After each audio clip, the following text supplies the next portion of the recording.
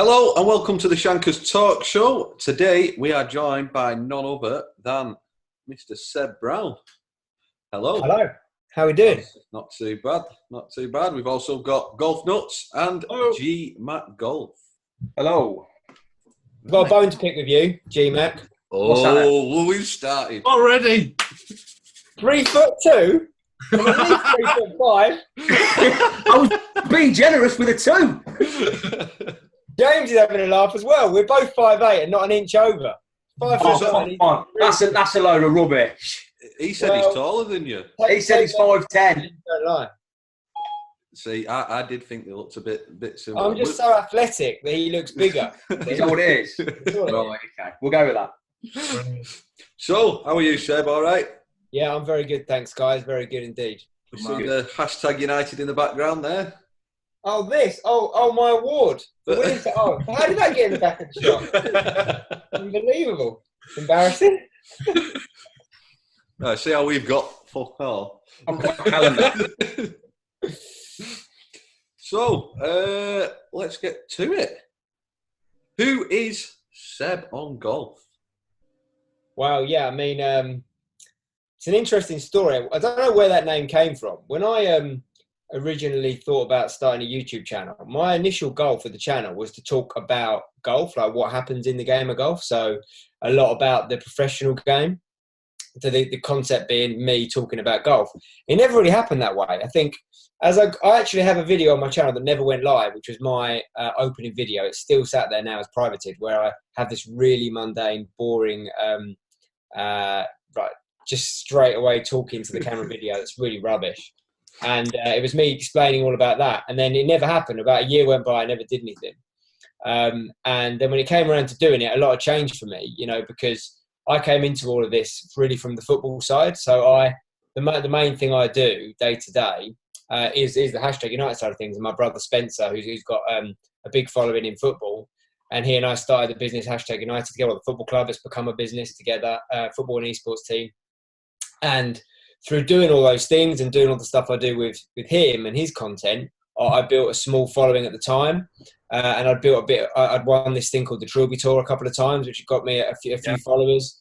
But mainly, most of my following had come from the stuff I do in football.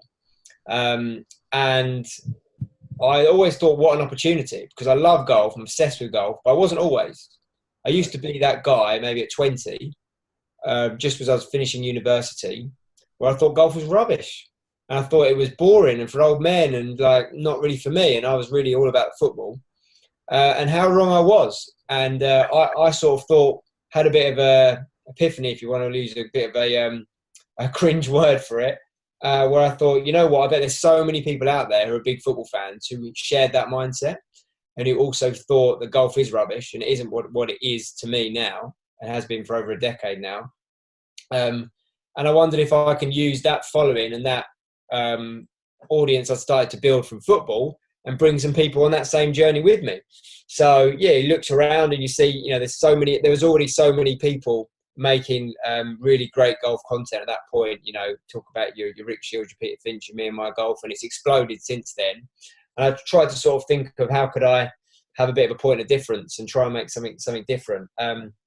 And yeah, Seb On Golf. It's funny when people see you, they go, "Oh, Seb On Golf," and it's so strange to be called Seb On Golf because, it is what it is really. But I don't mind it.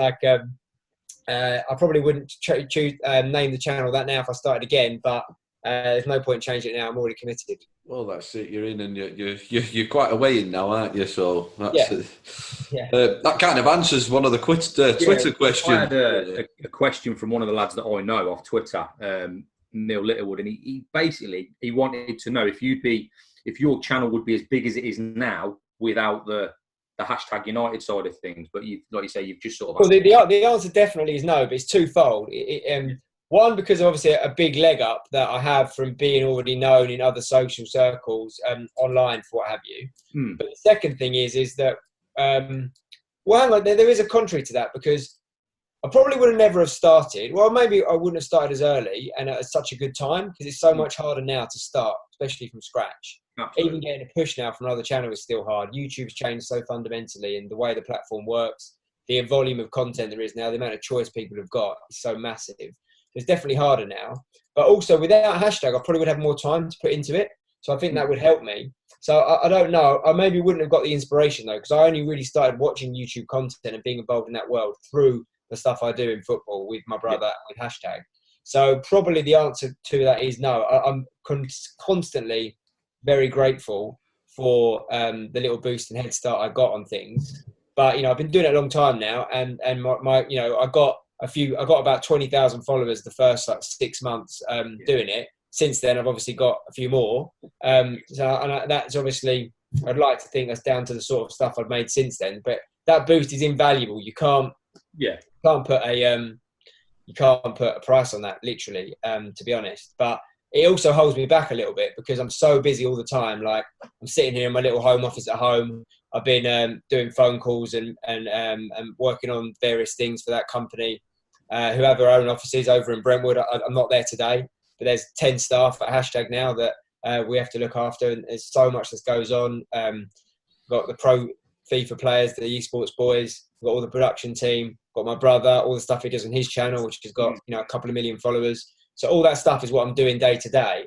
And I'm always jealous of all the guys who make content who get to upload so regularly, because I just about have enough time to film and get videos up maybe a couple of times a month if I'm lucky. So really, undoubtedly, I would not be doing it or would not have anywhere near the followers I have now without that. But equally, I'd probably now have more time to put into it. Yeah. Do you think because you are so busy, it gives you that advantage in the sense that because you're not putting as much content up, your originality's there more, if that makes sense? I hope that would be the case. I mean, that's not for me to decide, I guess. My goal is that, because I don't have to get out a video 2-3 days a week, I'm very lucky that I earn the vast majority of my living. You know, bearing in mind I'm a father, soon to be of 2. I've got a wife and a house and a mortgage and all these things. I don't have to earn my living from the golf side of it. I earn my living from other things. It takes the pressure off having to upload videos. It does hold me back undoubtedly. Like all of you guys know who are in the community and know how much the YouTube algorithm likes being fed videos. And if you just don't upload like I do sometimes for a long period in a row, it hurts you so much. It hurts your growth. Yeah, they won't push you or anything. I always wanted to get to 100K. Once I got to 100K, you know, I've been caught up by a lot of people and surpassed since then. And that doesn't really bother me. As long as I can maintain a similar sort of level of interest in the videos, I just want to have my own little role in the community, which is to try and make content a little bit different. I quite like it when people say they really don't like the edit style or the music, when it's a bit different and out there for my most recent content, because I don't want it to be for everybody. I want to have my own little part of it that I like. And I know there'll be an element of people, and maybe golf as a demographic that's changing and it might appeal to. I'm not really going for that mass market, to be honest, especially when it doesn't have to be my focus, because I do get jealous. And also I can't imagine what it's like for, you know, people like James, who obviously is a good friend of mine and was on the show recently with you guys, to get a video out every day. So I know, because we do that hashtag almost, and Spencer's gone through periods of doing that, how much of a stress that is. People have no idea. Like, it's completely all consuming. So I'm definitely not jealous of having to do that, because that's a lot of work. That's it. You've just started the series, the Playing Golf with the Golf with YouTubers series that you've started. What are the plans for that? Is there any? Are you going to keep pushing with that one? Is that something you're enjoying doing? Yeah. So I've been lucky that I've got to film with a lot of the guys in golf YouTube, both big and small.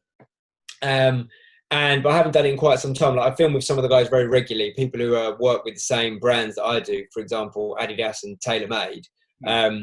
Get to film an awful lot with Pete, which is fantastic. He's become a really good friend. I'm seeing him tomorrow, actually.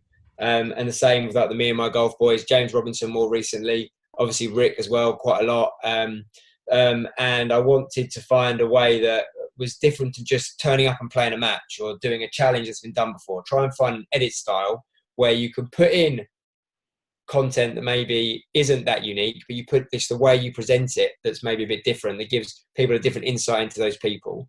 I did a series called YouTubers Go Golfing, which was always about non-golfing YouTubers, and I'm still going to run that in the background, and that allows me to tap into sort of you know, the little black book I've got within the YouTube community, from whether that's lifestyle creators or football creators or even pro footballers or other celebs that I might know, to bring them in and find a way of collaborating them. Bearing in mind, I always want my content to be about golf.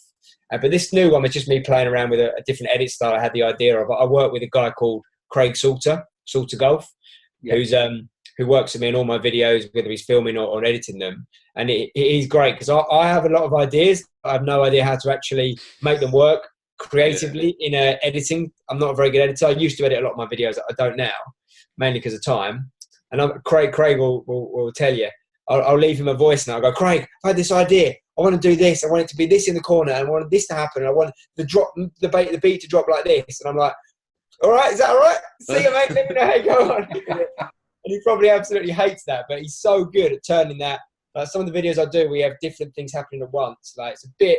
Well, we're still figuring out what the best way to do it is. But he's been a big part of sort of what I hope has been an uplift in the type of videos I've been making in the last couple of months, because he's just so good at what he does and able to turn it round, turn what I can visualize actually into the content.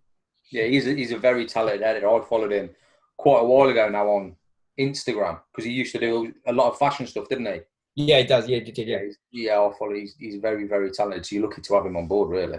Yeah, absolutely. He's great. We've got another episode 2 of that new series with a guy called Zach Radford, who's another American creator. That's coming out soon. We're working on that at the moment. We've got a really cool video coming up soon for a new format I'm trying out as well. That is going to come on the channel probably in the next week or so. That's another one with GM Golf that I filmed. That's the best thing about going to the Orlando show. I did it last year with Piers and Andy and Pete. We all had a house together, and it was amazing. But we were running the show half a day, and the show was cool. To walk around and see all the amazing golf merchandise was cool as a golf fan. But really, it was about you get to see all the people from the golfing community that you only talk to on DM normally, you know. And the American guys, to get the chance to collab with some of them. Like this year, I went to Orlando.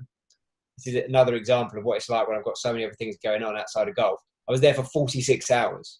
I flew in Wednesday night. I left Friday afternoon. It was mental. Wow.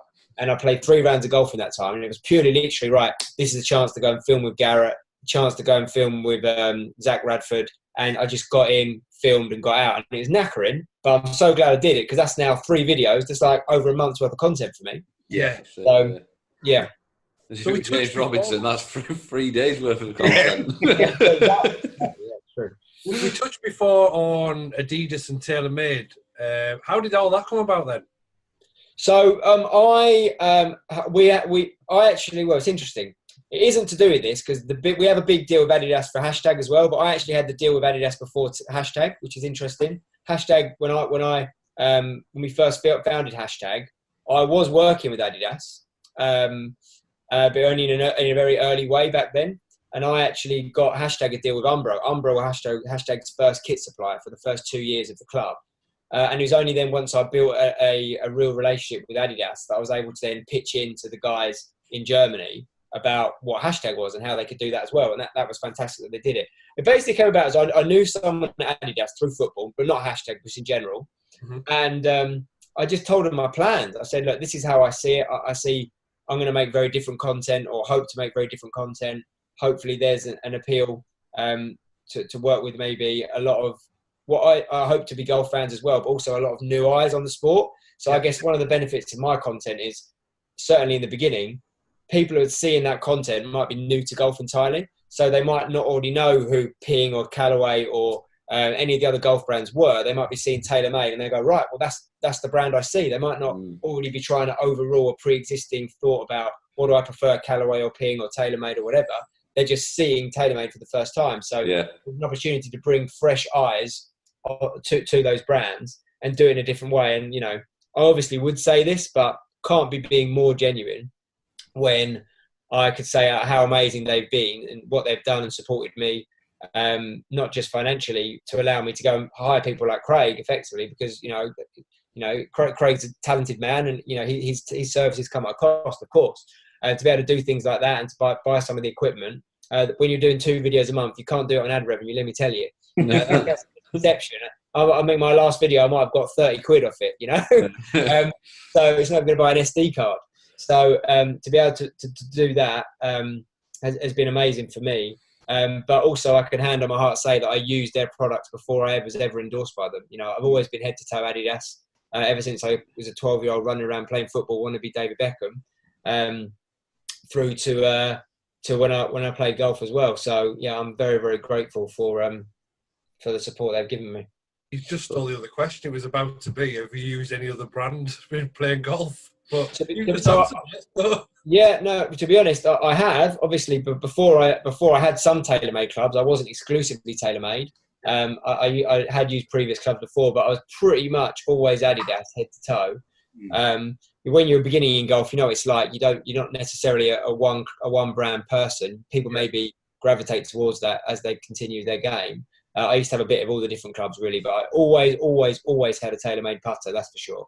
Always had. I've never owned another putter, I don't think, other than TaylorMade. That surprises me. How long have you been playing golf, sir? So I started golf just after uni. So I was 21 when I finished uni. So 13 years. So 13 years ago, TaylorMade putters were shocking. So my original putter was the Rossa, which is like a curved Rossa one. It's like a mallet-looking putter. That was the putter I had. I don't remember how I came about it. I've still got it in my garage somewhere. In fact, my youngest brother's currently got that in his bag. But yeah, I think my first golf clubs were probably, it was TaylorMade that. I actually was a set of Ben Hogan irons. Wow. It was an old, unknown brand I'd never heard of. 2-wood. Didn't have a driver, I had a 2-wood. And yeah, Ben Hogan irons and Ben Hogan wedges, I think, randomly. And then I sort of changed a few bits here and there. But I can say this now, one thing categorically is if I didn't have my TaylorMade driver now, I would feel like I was at a significant disadvantage. Whether that's because I've got so used to it now or not, but even more than some of the other clubs. So traditionally, my golf game, I'm pretty decent off the tee. I'm obviously don't hit it that far. I'm pretty decent off the tee, and I'm pretty good around the greens and on the green. But I'm terrible ball striking. It's never been a strength of mine.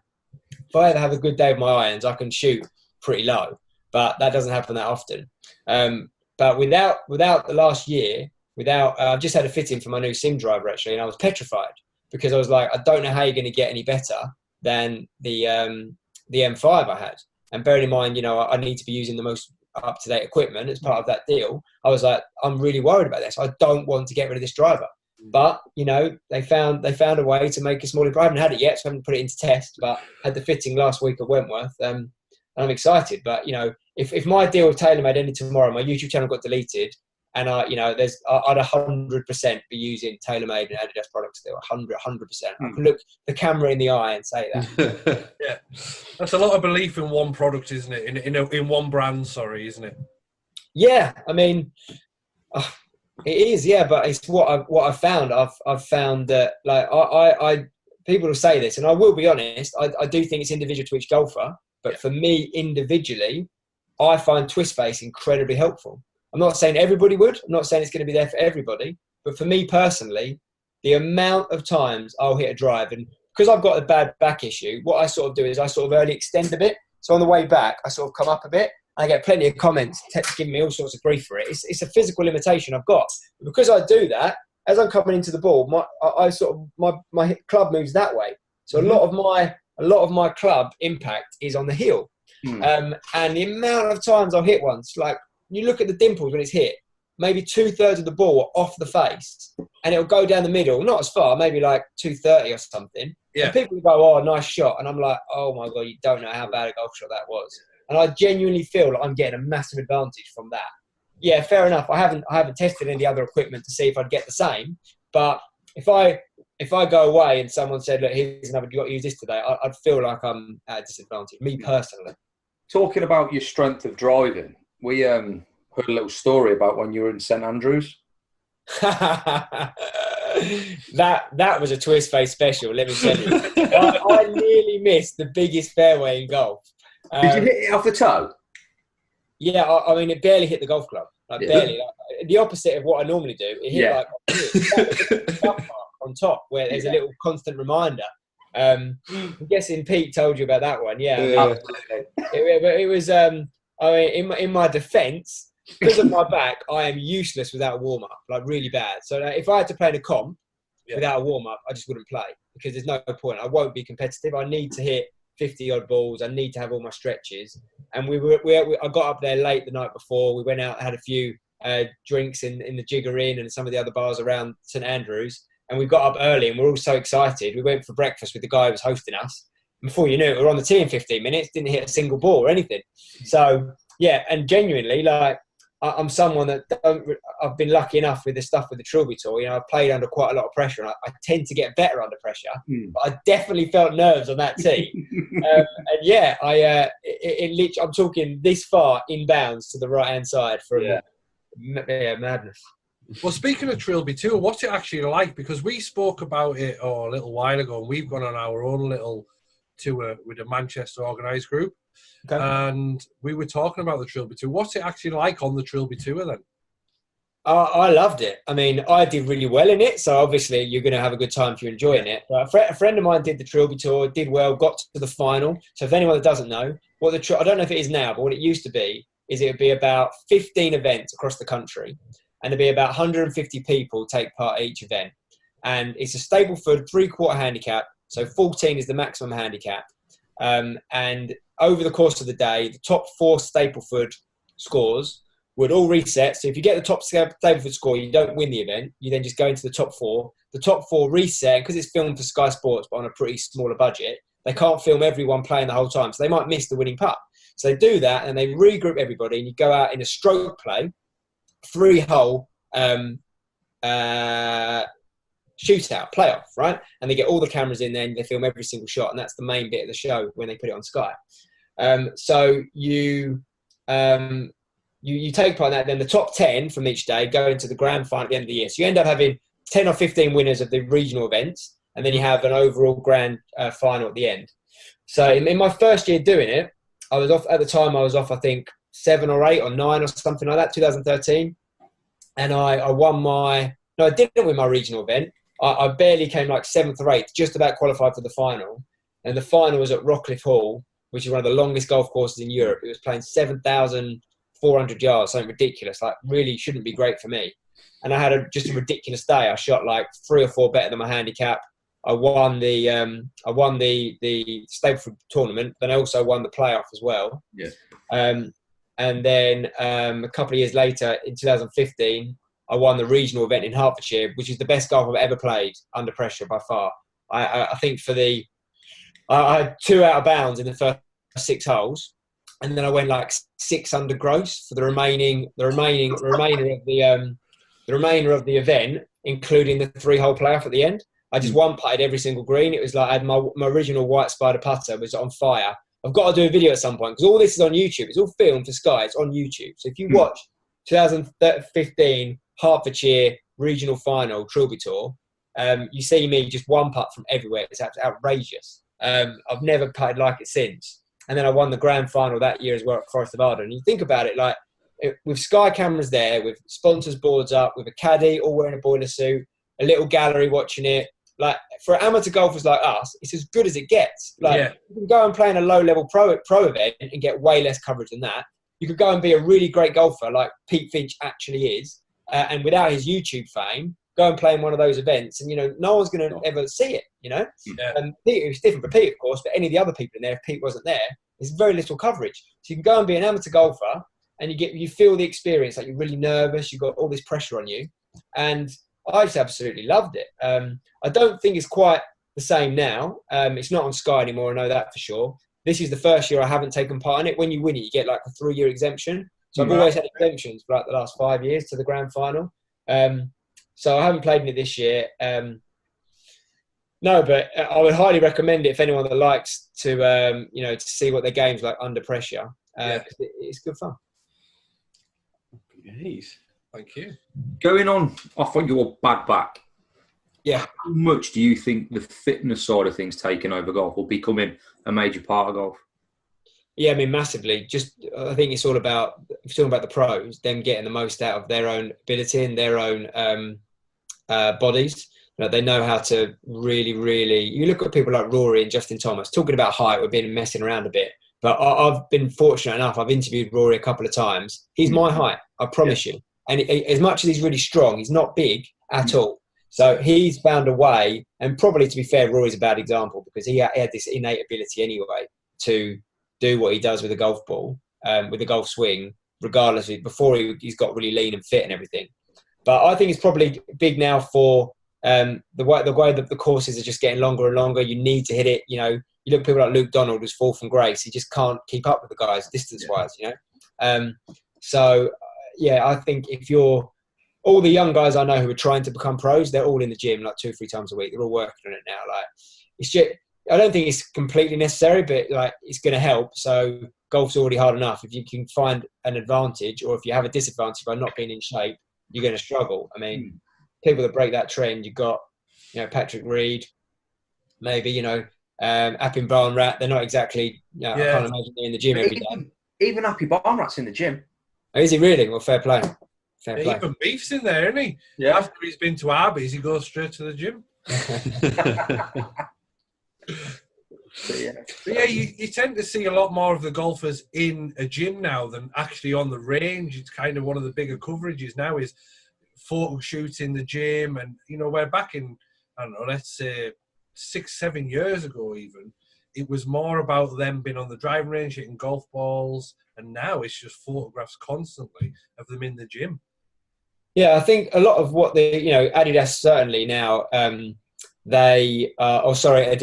Sorry, I saw that bit as well. They obviously are looking to show that they're a brand for on and off the course and the lifestyle element of it. And obviously, as a sports brand, they have a huge range of products. And the same goes for the other manufacturers that will be able to appeal to golf fans for what they wear off the course, not just on the course. So I think that's a natural thing. Golf trying to, you know, change its image slowly but surely. There's all sorts of things happening at the moment with the Premier Golf League and all the rest of it, the Golf Tour. I think it will constantly be tried to leveraged up. So I think it's a natural evolution of what will happen. Yeah, I mean, there's no amount of gym work I can do that's going to let me keep up with those big boys. You know, I've got a 99-mile-per-hour club head speed. No matter what I do, I can't get that magic 3 figures. So, yeah, I'll just have to keep playing the shorter courses and chipping and putting well, I think. That's it. So what do you think of this Premier Golf League? What are your thoughts on that? I need to know more. I don't have anywhere near enough information to make a proper opinion on it, but I watched Rick's podcast with the chap, Andrew Gardiner, and I can't but help being excited by a lot of the things that were potential. You know, the team event, the Constructors' Championship, like Formula One, the players being dropped each day, your 2 from 4 playing each day, or scores counting each day, all the stuff and all the different narratives that would lead to, all sound very exciting to me as a golf fan. He came across, I felt, very genuinely that he is a golf fan first. There'll be question marks asked about the money from Saudi Arabia and, you know, what the intent is there long term. But here's what I'll come back to. Nothing stays the same. The PGA Tour was a breakaway tour from the PGA of America. The Premier League was a breakaway. The ATP tennis, like all these things that have been mentioned, he mentioned in there. It's a very, very good point. There's no way golf will be the same today with the Honda Classic being followed by this, that, the other in 50, 100 years. There's no way. No. Is it going to happen in 2 years? I'm not sure. But it will happen. It will happen. I think it needs to happen. Of course, like Bobby Jones or, you know, all the original guys, they play for different majors than they do now. So as much as, you know, Rory, for example, talked about being on the right side of history will just get rewritten. So someone at some point will make a leap and want to be the winner of the first ever something and not be worried about that, you know. So it will change. I obviously, from the world I come from in hashtag and trying to break the mold and do things and be a bit of a disruptor, only for the better, I believe that something like that will be very interesting. But I'm equally very respectful of the PGA Tour and I love what we have now as well. So it's definitely got to be done carefully.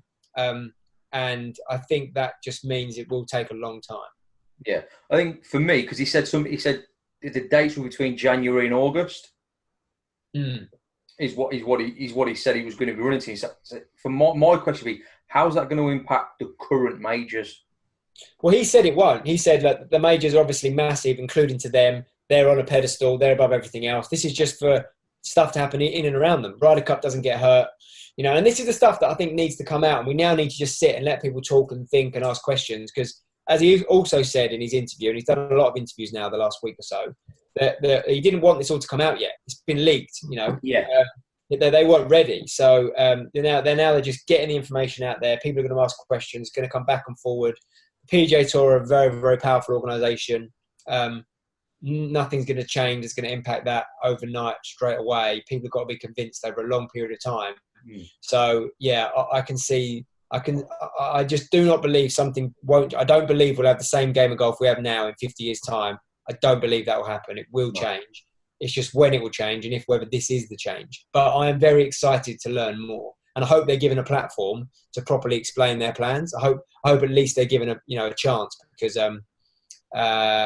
anyone who's got the genuinely, if they do have, and I hope they do, the best interest of the game at heart, that you can't just let something stay the same it's always been because it's keeping a lot of people in a job, or it is because it's always been the case. You just can't do that. You have to be open to change. Something that's designed for purpose in the 60s and 70s isn't necessarily going to be conducive to what we need in the 2040s or 2050s. Exactly, and I think that's the problem with golf as it stands. There isn't enough change. It's too much in the past at the minute. And like you say, I think this tour has that potential to bring it bang up to date. Yeah, we'll see. I mean, I love a world of think where you've got Tiger Woods owning his own franchise, and he's got Rory and DJ and whoever playing for him, and then he plays himself for a week, and then you can just imagine how fun it'll be. I'm sure there's a lot of people on the other side of the fence who'll say, well, what about this and what about that? The major question was a big one. They've answered that. It's more about, what happened? How does this filter down? One thing I did think was interesting, and, you would say this would have a massive impact on a lot of golfers because, if the PGA Tour is the main thing now, what does this then do to the European Tour? What does it do to the Challenge Tour? What does it do to all these tours down below? There's a lot of people that would be impacted by that. Yeah. Another good point is, as much as that's fine and great, but how many pro golfers do we need? I'm not trying to take people's jobs away from them here, but we might have like 2,000 professional golfers. When you're talking about a tournament where only 150 can fit on a golf course at once, how many do you need? Like, do you have to sustain a professional tour at the highest level for that many people? Big question I need to answer is how the promotion and relegation will work. If you're one of these 48 golfers taking part in the Premier League golf, how do you win a spot to that? So is there still a pathway, which there needs to be? Because there needs to be a way of growing new golfers and growing the game in that regard. There needs to be people that can come through, be good enough, and not have to just get invited, but have a way, if they win this, they go into this. Yeah. And then what happens to people to come out of it? So how does that work? That needs to be answered, because I don't mind them, bringing in a new element and raising a new level of golf above everything else. But there still has to be a clear way for someone who's 15 years old to be really bloody good, move through the ranks and end up in that position. Right now, they technically can. They go and, play on a local tour, get a spot on a Challenge Tour, they win that event, they're in Europro, they win that, they're in European Tour. Before you know it, they're going to get opportunities with the world ranking points elsewhere. So they're the sort of questions that need to be answered. We'll see, won't we? Yeah, absolutely. You sound very excited about it, though. Yeah, it is exciting. It does sound good. You've been doing a lot of work with the European Tour as well, haven't you, with their new thing that they've been bringing in?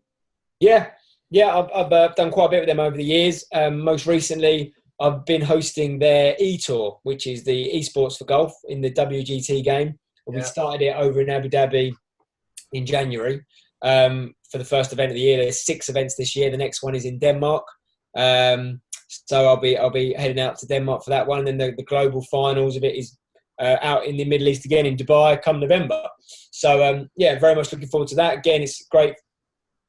Me and my background in esports and gaming and obviously in golf seems like a perfect fit for me. So I'm really enjoying it. Yeah, I've been playing. I've got myself into the WGT game as well. It's quite addictive. I've been enjoying that as well. I wish you would do it a Rory McIlroy game on PlayStation because I've been right up there. Yeah, I know. I used to play that game religiously, and the old Tiger Woods game. It's sadly EA Sports haven't brought out a new golf franchise for nearly 3 years now. I have a lot of context. I hear there is one potentially in the offing, but if and when that comes out, I don't know. But yeah, I mean, there's a partnership between the WGT and Top Tracer and Top Golf, who are obviously a partner of the European Tour, and they've already got a really big and engaged audience. They've got millions of people that play that game all the time. So that was probably the route they've gone down. And it's a game I've enjoyed more the more I've played it. But we shall see. It's tough. It's a tough game. I had to delete it. I was spending too much time on it at work, and it was not. It is tough. It is tough. It's very frustrating as well. I've got little mini leagues with a few of my mates from Hashtag, and we play in it. And yeah, when the green speeds are up and the wind's blowing, it's very, very difficult. I had a new respect because when I worked at the last event, I played it a bit, but nowhere near like I have now. And it all looks so easy. They're just like hitting it on the ding every time, making all the putts. I was like, oh yeah, I can do that, no problem. And yeah, it's tough. Yeah. That's the thing. You're a pro golf computer player, pro kind of thing. Just doesn't sound right, does it? Yeah, I mean, it doesn't sound as crazy to me because obviously I'm used to that from the the football side. Having the guys who are pro FIFA players. But like the esports movement is crazy. It's still not quite there in things like football or FIFA, and definitely not in golf, which is only just getting started. But like some of the other games now, the viewership and therefore the prize money and the revenue. Like for example, this will make us as golf fans wins. So the guy that won the Fortnite World Cup last year, in prize money, won more than Tiger did for winning the Masters. How old was he? Djokovic did for winning Wimbledon. He won $3 million. Tiger got nearly half that, 1.7 for winning the Masters, a green jacket. And this is someone playing Fortnite. Crazy, isn't it? How old was he? 18. 18-year-old. It might have been younger. It might have been 16, actually. Yeah, I think he might have been a bit younger. Because I've got a 7-year-old lad. And he is Fortnite mad. He wants to be a gamer. He wants to be a YouTuber. And then you've only got to look at some like we're talking golf YouTube.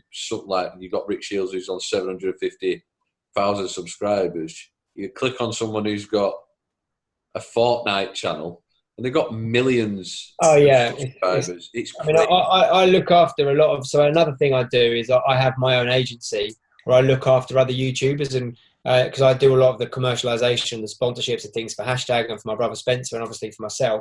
And there's a number of people within Hashtag who've got like 1 million followers, for example. So yeah, I know how different that is because I look after technically 3 people who in football have all got over 1 million followers. And then in golf, that would be the biggest in the world, But in football, even if you've got 500,000, that's probably like not even top 1,000 channels. It's crazy, just different world.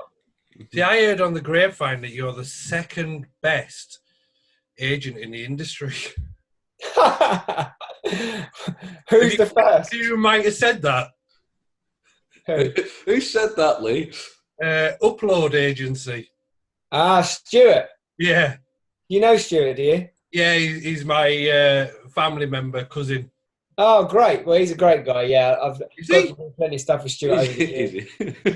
Yeah, he's a good lad. Me and Stuart are on the same page in a lot of things. We often have chats about things that are going on in the industry, which brands are good to work with, which ones are maybe not. So he's been a good ally and colleague, if you like, from mine. And he's doing great things with his agency as well, Absolutely, yeah. No, he's a top guy. He is. He's all right in small doses. In fact, you probably see him more than I do. You know what? I don't see him that much. He's we see each other a lot of the events. From time to time. We speak on WhatsApp and stuff more regularly. I've not seen him for a little while now, actually. I think last time I might have seen him in person was either at one of the boxing fights, might have been at the first KSI Logan Paul fight, or maybe even at one of the Sidemen's birthday things. I think possibly. I think that's the last time I seen him was a KSI fight, actually. Oh right, okay, nice. Yeah. Should we get on to the Shankers question? Yes. Free. You've got a 4-ball. Yeah. It's a 3-hole match. Yeah. 1 YouTuber, 1 celebrity, and 1 pro golfer. Is it a golf YouTuber? No, it can be any YouTuber you want. Any YouTuber? Oh, okay. Well, I'm going to get the pro golf one out of the question easy. It's a really boring answer. It's Tiger Woods. Like, no response needed. Like, I'm a massive... You might not know this. I'm surprised he hasn't come in here. My dog is called Tiger Woofs. It's genuine. On his birth certificate, my dog is called Tiger. So that gives you an idea of where I'm at on my Tiger fanboy levels. It's only because I had a dog before I had a son, or else he might have been called Tiger himself. I haven't got a son, but I've got a daughter. But so definitely Tiger. Celeb. So the guys I used to love, probably a lot more when I was younger than maybe now. I'm a bit older. But from football would be someone like Beckham.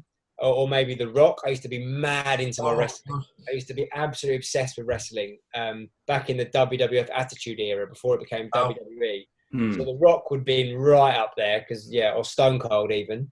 But the one I'll probably say is maybe someone like Gareth Bale, because not only is he a big name and a big footballer, a left footer like myself, but he's also, as we know, a mad king golf.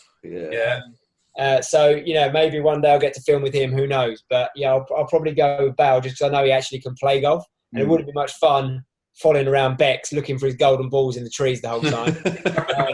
So yeah, Tiger and Bale might be a good little pair. YouTuber, if it doesn't have to be a golf YouTuber, that changes everything, to be honest. Because that opens up such a bigger amount of people. But I probably would say golf YouTuber. Again, just because I've been lucky. I've got to film with a lot of the guys before. But the guy I probably played with the most, I'll give it to him. I know he didn't pick me, but I'll probably go with Finchy, to be fair. He's a good golfer. I think we'd be a good team. If me and him are taking on Tiger and Gareth, I think we'd have a good chance, to be fair. Me and Tiger could have the bad backs. And then Finchy could just deal with Gareth Bale, I think. But, there you go. Pete took me up to St Andrews, so I'll have to pay him back for that one. Yeah. Where are you playing then? What 3 holes? What 3 holes? Any 3 holes. Well, if I want to win, I'm going to play around my track. No, I tell you what. Obviously, the obvious answer would be Augusta, and yeah, I'm a big fan. I've got a picture there. You can tell I'm a massive fan of Augusta, but I'm not going to be that boring. It obviously would be Augusta, but one course Zach Radford told me about recently, Cypress Point. He's out on the Monterey Peninsula. He was lucky enough to play it. It's like uber exclusive golf course. And one thing I do love is links golf. My favourite golf course is probably Port Rush or Port Stewart in Northern Ireland. I went there 4 times last year. Just absolutely love the place. But Cypress Point, having not played it, it looks incredible. There's a video on YouTube, Golf Digest, has Jim Nance commentating over a drone flyover of Cypress Point every hole. Oh my God, it looks outrageous. So we'll give it a go there. There we go. Happy days. Yeah. Right. Shall we call that a day, lads? Absolutely. Yeah. Thank you very much for joining us, Seb. Thank you. Most enjoyable. Pleasure. Thanks for having me, guys. Much appreciated. And we hope to see you on a course sometime soon. That'd be around great, your busy life. If you're down south or next time up north, we'll have to. We've got to hit a few boys at Rick's Range. A few balls at Rick's Range. Yeah. Lee wasn't there. Lee was sunning it up. He was on holiday. I was in Gran Canaria. It was so much warmer. Does that mean I've got to put the fanboy picture of my brother up again with you and Peter? Yeah. Yeah. He was proper. He's even messaged us tonight. Make sure it's a good one, lads. Yes. Yeah. What a guy.